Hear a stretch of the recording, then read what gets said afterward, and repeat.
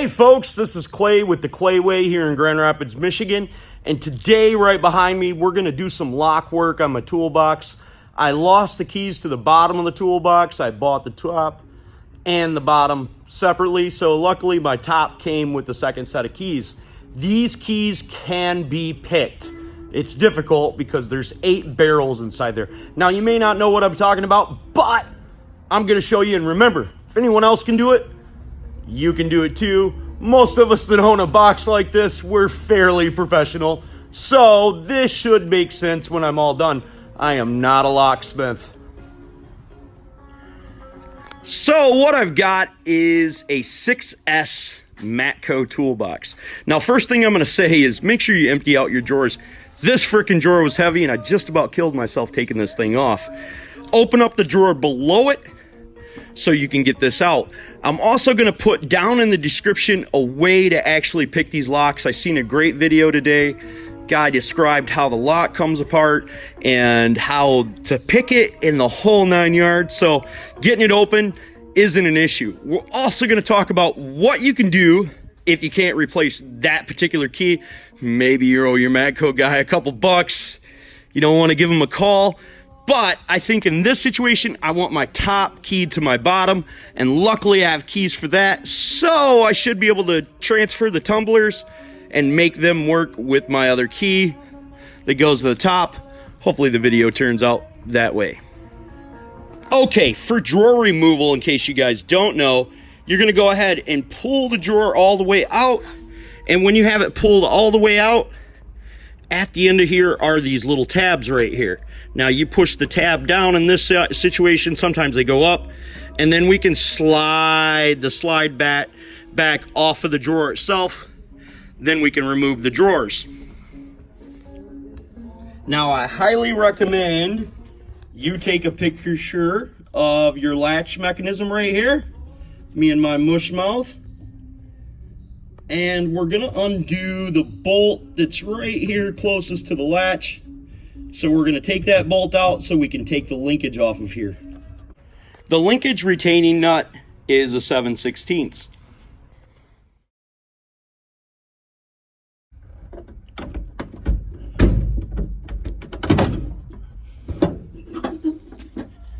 Okay, so I need to describe to you how this works. Back here, our linkage actually sits on the linkage right there. We got this rod that goes back and it slides that up and down, and that's how the drawers lock and unlock.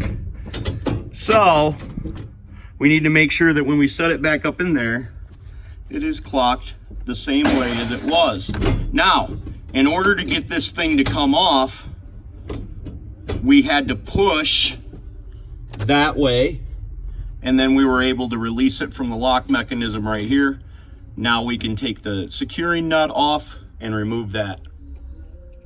The retaining ring lock is a 7/8, and I'm gonna use a chrome one because it fits up in between the 2 channels pretty easy. Now I'm gonna finish removing that there nut on that there lock and push that lock right out. Okay, so I've disassembled the lock. I've taken apart the lock ring, and this is the problem, and this is why I'm going to end up replacing the locks with brand new Chicago cam lock cylinders that are key to like, because I can't get this. Everything else I can do. So I kind of want to describe to you how this actually works. On the inside of here, there is 8 different lock mechanisms. There's a little bar in there, and that looks like this. This is what's underneath this little rod right here. When you stick the key in there, and the keys are slotted, and we already know that, it pushes down these things that are called gates. The little tiny tabs are called false gates. The bigger tabs are called true gates. And when you push them down inside there, it allows the barbs to fall down inside there just like this one is, so the bar is not above the thing, and then you can turn the lock cylinder inside there. Well, this is the inside workings. You could change this and actually make this keyed to anything, because you can change these around to make them match the key. But I think after you see on the inside of here, you kind of get a little bit better understanding of what's going on. This goes on the face of there just like this, and then this locks underneath the ring, and then this snap ring fits on this groove right here, which would fit inside that groove right there when you put the lock ring on there. But this is the portion of the lock that actually holds it together, and this is the face. So unfortunately, because I can't get this little 3-cent piece, I can't repair these locks, and I ended up spending about $20 a piece on these locks right here, which I don't think is bad. They're all keyed alike, so not a big deal. No, I don't have this sweet Matco key anymore that's, you know, whatever, but I just want to be able to lock the box, and with the box locked and all the tools in it, you'll never be able to move this thing. So we're going to go ahead and install these new locks in there and put the toolbox back together. So the parts that I'm using on my toolbox are right here. Okay, so in the package, the most important thing to worry about is this right here. It allows it to turn the same amount as the key did. We've got various assorted other things. You can pretty much figure this stuff out. These are different shims and stuff. So now we're going to assemble our lock and install it. Okay, I installed the lock like this with the one point pointing over to the right, and the reason I did that was when I actually went to use the key, this countersink right here, the center of it, would be off a little bit, and it would have pressure on it. So when it's unlocked and I have to forcefully pull the key out and it's got pressure right there in the center, I don't have to worry about it as much if I can't get the key to go inside there for whatever reason. So I wanted it to be unlocked with pressure on there. So I highly recommend making sure that you install it in this direction right here. Then while it's got pressure on it, you're able to open up all the drawers. That drawer won't open because I haven't installed the lock over there yet. Okay, so here's how this mechanism works, and it works the same way on both sides. It goes, this bar right here goes up and pushes up on the lever that releases our latch right here. So this moves this up and down. This bar right there will move that up and down, and that's how our drawers lock. At the back of the drawers, they have hooks, and these are what the hooks look like.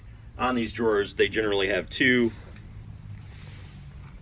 and then the wide drawers, I believe they have 3. And our bar for our third center one is much longer than the bar for the short one. These outside ones, if you have it, they're just gonna lift up on this one right here. So you're gonna insert the locking mechanism that hooks to your lock on there like that, and you can just leave it like this. Now there's a reason, and I figured it out on the other latch, that we're going to install the lock just like this, making sure that our one tab is pointed to the right. On my Matco box, I'm only going to need 4 things out of the bag basically to make this work. I'm going to need this one, this right here, the nut, and then the locking ring. And then around the base, which would be 5, we're gonna need this shim right here. The little prongs go back there like that. Okay, before installing the lock, make sure that it's turned to the top. The keyway's at the top right there. And your half moon, your quarter moon turn right there is installed just like that.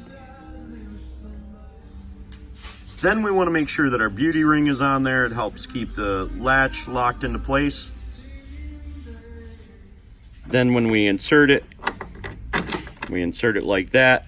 We're going to screw the larger nut on about halfway. Now all we got to do is make sure that our hook is underneath our lip, so when we turn the key, it raises it up and down.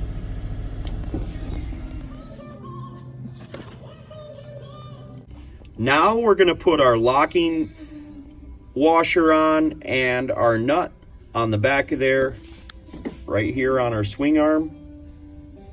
So, got it all installed. Should be unlocked. That should be locked. Sweet, working great. Well, we got our locks installed, and I'm very happy to say they work excellent. Make sure you install them exactly how I did. And remember, if anyone else can do it, I promise you, you can do it too. God bless. Have the best of days.